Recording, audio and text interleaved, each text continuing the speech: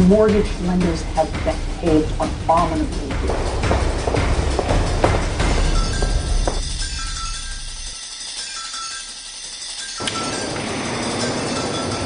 Is my hair standing up or anything weird?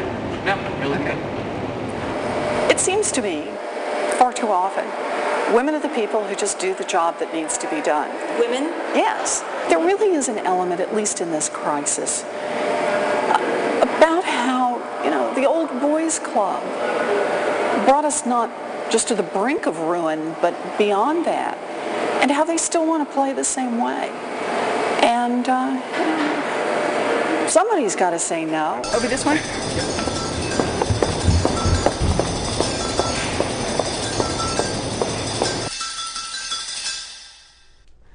My name is Elizabeth Warren.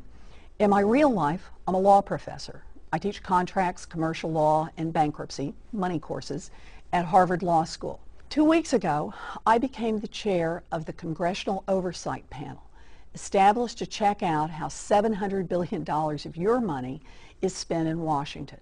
We want to know what's going on, and so we're asking.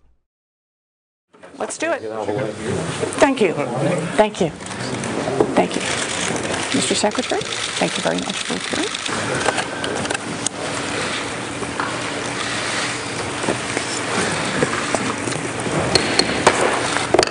The hearing of the Congressional Oversight Panel.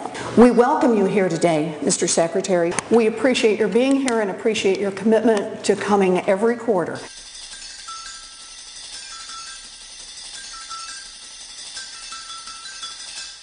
But Treasury has now announced 3 plans and clearly has not gotten the job done. What's going to be different now, Mr. Secretary? Let me just start by saying the economy would not be growing today without TARP. If all the old boys want to roll their eyes over it, well, let them roll their eyes over it, I'm here, I'm going to make sure I'm heard, and I'm willing to throw elbows when it's needed. Say that unless banks have access to capital, this is going to be a harder problem to solve. Let me just follow up then, Mr. Secretary, because I'm afraid I'm a little bit confused here.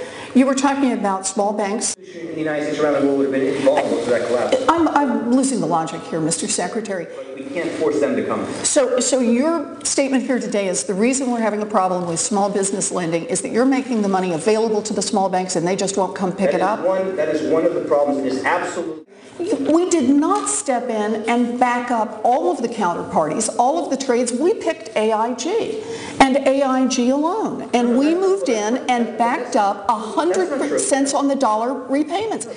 Mr. Secretary, I come from a world of Chapter 11. People default all the time. They negotiate down on their obligations and they do not bring down the entire financial system. That's why, but banks are different. AIG is effectively... AIG was not a bank.